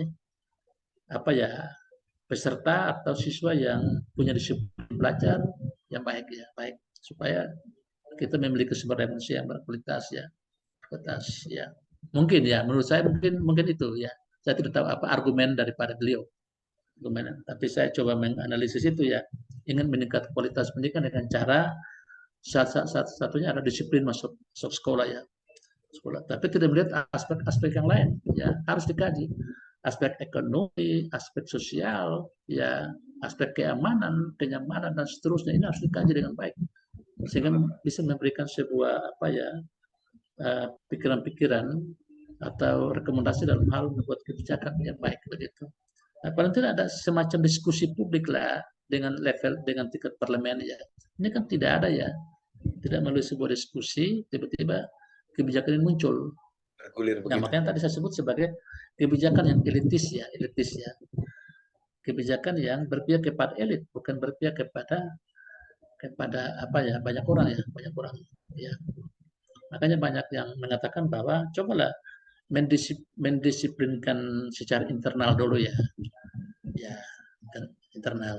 Cobalah kantor gubernur itu masuk kantor jam berapa ya, 5 pagi, bisa tidak ya. Coba itu dilakukan dulu, kita lihat dampaknya. Atau mungkin kita ingin melakukan itu, kita uji coba ya pada sekolah-sekolah tertentu, tetapi harus ada semacam intervensi ya. Mungkin ada asrama ya, sehingga siswa itu kan diasramakan ya dengan guru ya. Mungkin juga diberikan semacam insentif ya, insentif. Pokoknya ada semacam intervensi yang disiapkan oleh pemerintah sehingga kita lihat hasilnya. Tapi kalau diberlaku umum, saya pikir lebih banyak problem daripada solusi ya. Nah, kita juga malu ya. Selama ini kan kita juru kunci ya dalam hal kualitas pendidikan ya. Ya dulu kan selalu diumumkan kalau ujian nasional. Sekarang kan tidak lagi ya, tidak diumumkan. Tapi dulu kan diumumkan ya. Ujian nasional NTT termasuk peringkat berapa begitu. Hampir juru kunci terus itu, juru kunci ya. Nah, mungkin Pak Gubernur melihat dari latar belakang itu sehingga mencoba untuk mengambil satu kebijakan, cobalah dengan disiplin masuk ya. Ya mungkin demikian ya, saya kira menarik ya. Ya, jadi di era pergeseran paradigma terakhir ya, tapi bagi saya kita belum berada pada paradigma terakhir new public service oleh Den Hart ya. Tetapi ya kita harus belajar, kita harus melakukan riset ya, dan mungkin para pakar di berbagai negara dalam bidang administrasi publik untuk menemukan teori baru ya berkaitan dengan paradigma terakhir ini. Tapi ini bukan paradigma terakhir ya, tapi paradigma new public service kan belum ada temuan baru ya, belum ada hasil riset baru yang mengkritik tentang new public service. Tetapi dalam new public service kita berbicara tentang governance ya, good governance ya, kolaborasi aktor itu kita sudah bicara. Kita bicara tentang e-government ya, era digitalisasi ya, itu sudah pada paradigma new public service itu ya. Fleksibilitas dalam hal aturan ya, tadi saya katakan tentang diskresi. Tidak bisa dikerjakan oleh orang-orang yang punya otoritas, tapi mereka yang berada pada level bawah ya, mungkin kepala-kepala bagian atau seterusnya bisa mengambil sebuah diskresi dalam hal menghadapi sebuah masalah yang tidak membutuhkan sebuah konsultasi panjang yang sifatnya hierarki, tapi menyelesaikan dengan tidak bertentangan dengan aturan. Yang Pak Gubernur ini kan sebenarnya memang otonomi daerah kan hak penuh ya melakukan diskresi, tetapi ya kalau dari sisi aturan rujukan atas saya kira tidak ada ya, belum ada ya. Kalau kita yang belajar kebijakan publik ya, mana aturan makronya sehingga Bapak membuat sebuah aturan pada level mikro ini. Ya, kalau orang kebijakan kan saya kira mempertanyakan itu.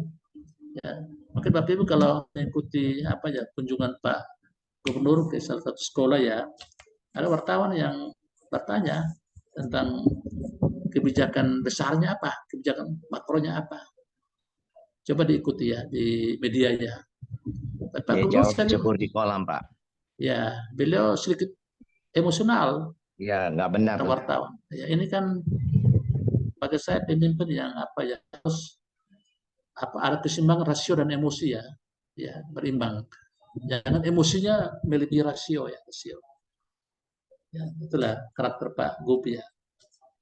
Tapi baik, mungkin ada sisi baiknya juga. Nanti kita lihat dalam uji coba berapa bulan ke depan, apakah lebih banyak dampak positifnya atau negatifnya, atau dalam hal ujian akhir kita lihat apakah kita memperbaiki peringkat atau kan kita juru kunci lagi.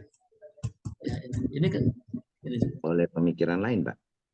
Silakan Pak. Jadi gini, saya melihatnya itu kemarin Izin beberapa Bapak. hari lalu. Ya. Oh, Pak Ricardo, silakan Pak Ricardo. Beberapa hari yang lalu saya sempat menulis, Pak, tentang persoalan itu ketika muncul, Pak, dengan beberapa pergeseran-pergeseran yang saya sudah tampilkan, yang mana kunci akhir daripada menulis itu saya merasa ada sesuatu kekonyolan, bahwa ada dugaan bahwa ternyata alokasi dana pendidikan nasional APBN itu untuk sekolah unggul itu gede sekali, Pak. Itu mengalami kenaikan dari tahun kemarin itu 14,15%, Pak. Nah, mungkin berandai-andai kan boleh, Pak. Peluang-peluang ini akan ditangkap untuk kembalikan duit itu ke daerah kita ini. Mungkin. Nah, ini mungkin kan boleh, Pak. Dari sisi politik kan kita berduga-duga boleh, Pak. Nah, ini yang saya ada satu sasaran pemikiran saya terakhir yang ke sana. Yang sampai ingin menarik itu dana yang dari berapa persen yang bisa kita pakai di Kota Kupang. Karena indikator ukurnya tidak ada, Pak. Karena kita sudah tidak punya tenaga pekerja yang bagus, sistem evaluasi tidak ada, lingkungan kerja tidak nyaman, peran orang tua tidak dilibatkan, pendidikan juga tidak relevan, pendidikan inklusif, kualitas relevansinya tidak ada, dan prasarana. Lalu kita mau mengharapkan menjadi sekolah unggul. Nah, apa yang konektisitas tidak ada, Pak. Itu yang saya sempat bingung, Pak. Kalau saya mungkin ada politik kesananya, Pak. Itu mungkin, Pak. Berandai-andai boleh, Pak. Ya. Terima kasih, Pak. Oke, baik, Pak Ricarus. Pak, mungkin saya tanya Pak Ricarus dulu. Anggaran pendidikan itu kalau di APBD itu berapa persen, Pak? Kalau kemarin tuh, Pak, 2022, Pak, kalau tidak salah tuh 599 triliun, Pak. Cukup besar ya. Artinya Pak, ya, 2022 tuh kenaikannya bisa APBD, itu kan 478, Pak. 20% ya APBD ya, anggaran pendidikan. Ya, pendidikan itu sangat digencarin, Pak. Lagi ya. Gitu, Pak. Tapi faktanya kita masih mengalami banyak problem ya. Banyak masalah. Allahu alam, Pak. Ya, kita juga mendapatkan sebuah kritik yang tajam dari pemerintah pusat ya. Mungkin Allahu alam, Pak. Yang kita lakukan adalah ya kita harus memperbaiki dulu ya, mungkin SDM-nya, SDM, sarana prasarana. Saya kira kalau itu kita melakukan pembenahan, kualitas proses belajar mengajar akan baik ya, baik. Tapi kalau SDM kita tidak perbaiki juga susah ya. Kalau bicara kesejahteraan guru ya, guru saya kira sudah cukup bagus ya, karena dengan adanya kebijakan sertifikasi guru ya saya kira sudah cukup ya. Cuma ya mungkin dalam hal lain perlu ada pembenahan ya, dari hal sarana, kemudian kualitas kompetensi guru juga perlu diperhatikan. Tadi Pak Reinhardt ya, silakan Pak, mungkin ada menambahkan atau bukan, gimana? Pak Umbu tadi yang ada mau menambahkan, Pak Umbu. Pak Umbu mana? Pak Johannes. Ya, baik Bapak, terima kasih Bapak. Pak Johannes ya, Pak Landu ya. Bukan. Ya, silakan Bapak. Pak. Ya silakan. Kalau menurut saya Bapak, kebijakan yang diambil oleh seorang pimpinan itu sah-sah saja. Cuma harus berangkat dari suatu evaluasi yang mumpuni. Melahirkan suatu kebijakan yang pro publik atau pro rakyat, tentu harus berangkat dari fakta dan data yang ada. Dan itu harus dievaluasi dan diverifikasi dengan baik, sehingga memberikan informasi yang betul-betul rasional. Sehingga ini menjadi saran dari pimpinan dalam hal pengambilan kebijakan. Dan juga terletak pada middle administrator. Nah, salah satu penting sekali Bapak, sehingga pada saat satu pimpinan mencetuskan satu ide, yang nantinya bisa menjadi kebijakan, nah itu harus dimanifestasi dengan hal-hal yang seperti disampaikan oleh Pak Rain tadi, bahwa itu harus dikaji, ada studi kelayakan atau feasibility study seperti itu, ataupun kita boleh mengadopsi satu sistem yang melahirkan SDM yang betul-betul memiliki kompetensi dan kapasitas yang baik. Misalnya contoh saja kayak di Seminari Kisol, itu mereka itu kan sekolah dalam satu lingkungan, memiliki asrama, dan juga memiliki tata administrasi, tata manajemen, tata aturan yang betul-betul memberikan dampak yang sangat signifikan bagi pertumbuhan SDM di para siswa seperti itu, Bapak. Jadi kalau menurut saya memang kebijakan ini harus perlu dilihat kembali, dikaji kembali, sehingga benar-benar bermanfaat bagi anak-anak didik kita. Itu pertama, Bapak. Terus yang kedua, berkaitan dengan Weber. Nah, kalau dari perspektif yang Bapak sampaikan tadi, bahwa yang benar bahwa Weber ini berbicara dalam konteks organisasi birokrasi yang kecil atau organisasi yang ideal.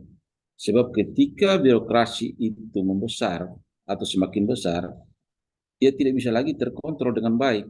Maka terjadilah apa yang disebut dengan stereotip yang terkenal dengan istilah konservatif, lambat, terus pro status quo, tidak efisien, bertele-tele, bahkan pada akhirnya bermuara pada KKN. Nah, ini yang lihat dari teori Weber seperti itu, sehingga banyak yang pro dan kontra.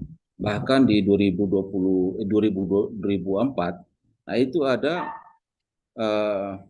satu teori baru yang muncul berkaitan dengan neo-Weberian state. Seperti itu. Itu dari kalau tidak salah itu dari Christopher Pollitt dan Bocret seperti itu. Nah, yang menjadi pertanyaan saya, setujukah tidak dari Bapak kalau di dalam penggunaan teori Weber perlu adanya restrukturisasi dan reposisi birokrasi, sehingga pertimbangan pelayanan publik menjadi salah satu alasan.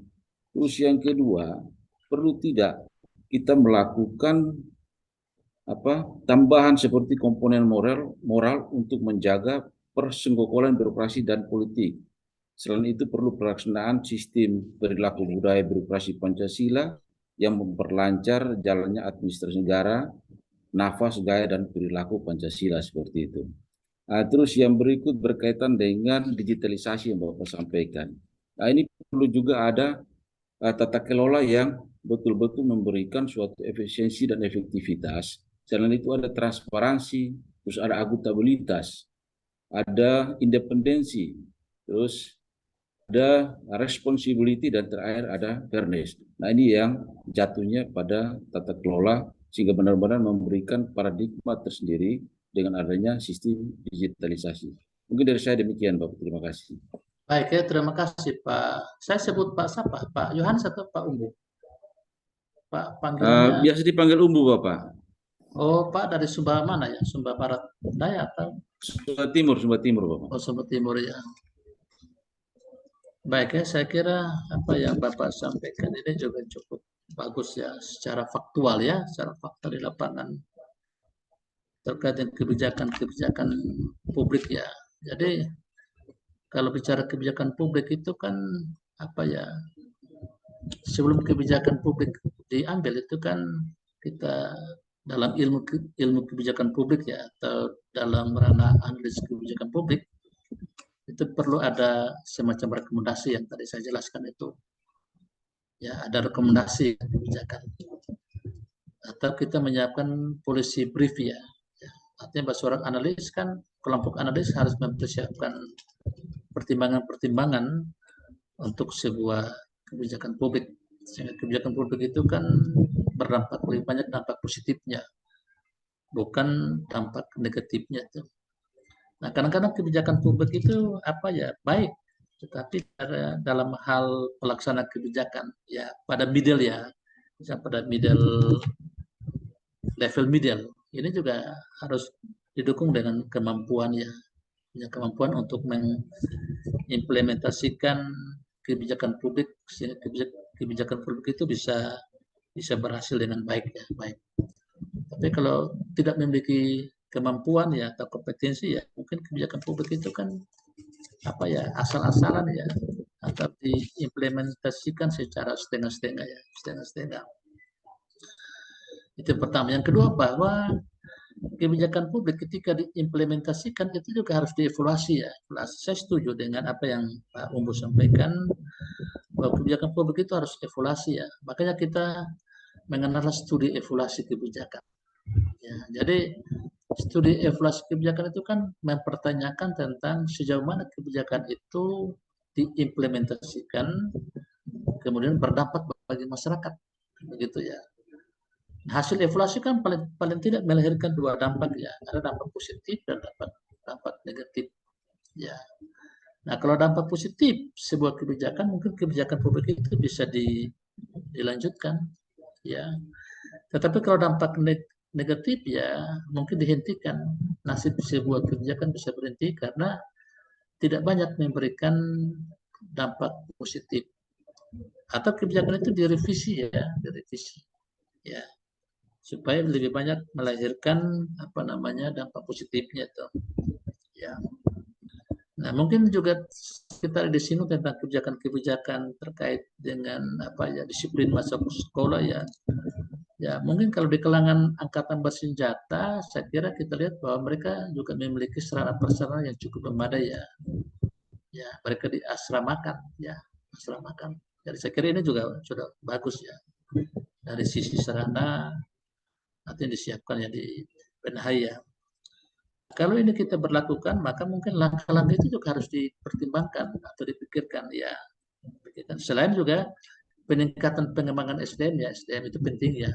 SDM yang bagus ya pasti akan melahirkan hasil yang bagus ya, ya output yang bagus. Tapi kalau SDM yang tidak bagus ya ada hubungan yang signifikan dengan itu. Nah, kemudian terkait juga dengan apa ya, pandangan Weber ya. Weber itu kan kalau kita baca ya teorinya menghendaki apa ya, birokrasi rasional ya, ya birokrasi rasional ya. Tetapi kenapa sehingga terjadi problem ya tentang masalah birokrasi ya. Nah, orang juga sering mencaci maki tentang Weber ya. Weber menciptakan sebuah teori yang apa namanya, tidak efisien, tidak efektif, tetapi lebih banyak inefisiensinya. Ya, lebih banyak pemborosan ya, lebih banyak apa namanya, ideal tap ya, ya, tap, ya. Hierarkis, prosedur, menimbulkan biaya tinggi dan sebagainya.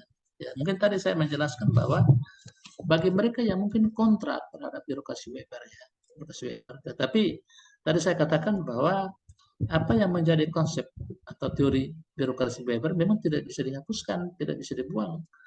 Yang bisa dilakukan adalah kita melakukan reformasi birokrasi publik. Ya. Nah, reformasi birokrasi publik itu kan berhubungan dengan reformasi pertama kelembagaan, ya, kelembagaan. Nah, reformasi kelembagaan itu kan berbicara tentang struktur, ya, struktur organisasi ya, reformasi struktur ya. Nah, oleh karena itu saya kira bicara tentang struktur ini juga masih perdebatan ya, perdebatan juga belum berakhir, belum selesai ya, selesai. Tapi ya kita sudah lakukan reformasi, khusus di Indonesia ya, saya tidak tahu di negara-negara lain, tapi kita melakukan reformasi kelembagaan. Kita ingin bahwa kita akan apa ya, menuju pada kaya fungsi daripada miskin ya, kaya fungsi dan miskin struktur ya. Ya, tapi sebelumnya kan adalah kaya struktur ya, kaya struktur dan miskin fungsi ya. Orang tidak tertarik pada jabatan-jabatan fungsional, orang lebih tertarik pada jabatan struktural karena memang jabatan struktural itu adalah jabatan yang sangat menjanjikan ya, ya menjanjikan. Orang misalnya menjadi kepala dinas itu jabatan terhormat ya, jabatan yang apa namanya, difasilitasi ya, fasilitasi ya, dan seterusnya sehingga orang tertarik ya. Tetapi ketika dalam birokrasi jabatan-jabatan sebagian dihapus ya, misalnya eselon 3, eselon 4 dihapus, maka orang juga tidak lagi orientasi jabatan tapi orientasi fungsi ya, fungsi ya. Bagaimana tugas-tugas dalam organisasi dikerjakan dengan baik ya, sesuai dengan fungsi. Ya, bukan lagi mengejar kekuasaan kekuasaan.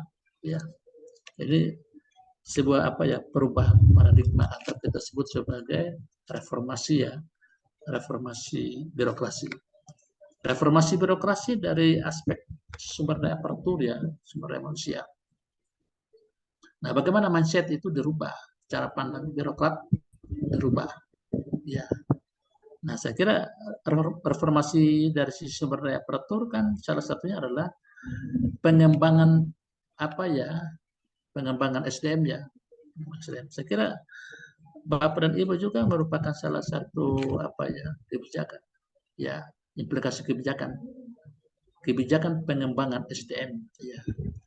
Dengan mungkin SDM yang bagus bisa menata organisasi di mana Bapak Ibu pimpin ya, mungkin di organisasi politik ya, organisasi swasta, organisasi rumah sakit dan sebagainya ya. Kita belajar tentang organisasi publik, administrasi publik, bagaimana kita membawa organisasi yang kita pimpin kepada tujuan yang kita kehendaki ya.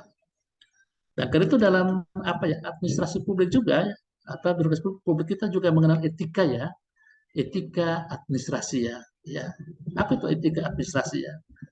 Bagaimana ya birokrat atau administrator itu memiliki etika ya. Kalau bicara etika tentu ada etika yang baik dan etika yang mungkin tidak baik ya, yang tidak baik itu ya.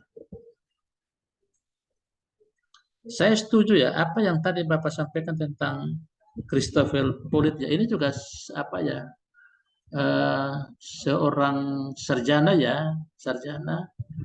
seorang pakar dalam bidang administrasi publik ya, khusus pada bidang manajemen publik itu.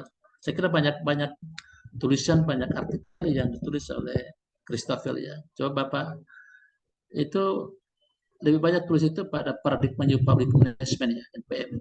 Ya, ada sumbangan pemikiran dari Christopher ya, dan juga Ali Farasman ya, ya juga terkait dengan kualitas pelayanan publik itu ya, publik. Saya kira buku-buku itu sangat penting ya, kalau Bapak Ibu ingin memiliki itu jauh lebih bagus ya, karena itu teori-teori terbaru juga ya. Tapi mereka lebih banyak menulis di jurnal. Kalau Ali Farasman itu punya buku ya, saya kira punya buku bagus juga oleh Ali Farasman itu. Oke, saya kira cukup ya. Di kuliah kita hari ini kita akan lanjut ke depan, kalau bisa ya kita offline ya, kalau boleh ya. Izin Bapak. Ya. Kalau boleh bisa online Bapak. Bapak kami, saya juga ada. Tapi terserah lah Pak. Pak Christopher yang usul online. Tidak apa-apa ya, kalau Bapak sekali-sekali satu kali izin sudah tidak masalah. Asal jadi izin terus-menerus ya. Saya ingin tatap muka manual ya. Nanti ada materi-materi yang saya ingin menjelaskan secara tatap muka lebih bagus ya. Kalau secara online bagus juga, cuma apakah apa yang ditayangkan lewat phone itu dipahami dengan baik atau tidak. Ini juga mungkin di kelas lebih lebih interaktif ya, begitu ya, interaktif. Baik, semua hadir hari ini ya, semua hadir ya. Saya kira di jam kita itu hadir Bapak, hadir semua Pak. Kita berakhir jam 20.30 ya, sekarang sudah 20.36 ya. Kalau di aplikasinya Siadik Nona kan kita berakhir. Kami ini ada phone nih. Ya. Nanti minggu depan kalau saya bawa buku ya untuk berapa orang? Ada berapa mahasiswa? 4 ya? 4 Pak. Oke ya. Nanti saya dikasih ingat Ibu siapa namanya? Ibu Viva ya. Ibu Via. Nanti perpuannya nanti setelah kuliah bagian saya berikannya untuk menambah atau melengkapi ya bahan kuliah. Nah, kuliah itu kan lebih banyak PowerPoint, bukan teks ya, teks. Penjelasan yang juga makro ya, bukan mikro ya. Mikro nanti kita baca di buku ya. Ya, tadi saya lihat Pak Ubu itu banyak buku baru ya. Sudah memiliki buku Alifah Rasman, ya siapa namanya, Christopher Paulit, itu bagus sekali. Ya, saya baca di jurnalnya, bukunya Pak siapa, Christopher saya belum punya. Tapi kalau bukunya Alifah Rasman sepertinya saya punya. Tapi sudah lama ya, sudah dari beberapa tahun yang lalu. Ya. Dia juga bicara tentang reformasi birokrasi juga ya, di dalamnya ada reformasi birokrasi. Apakah reformasi birokrasi itu secara apa ya, top down, bottom up, atau kombinasi antara top down dan bottom up?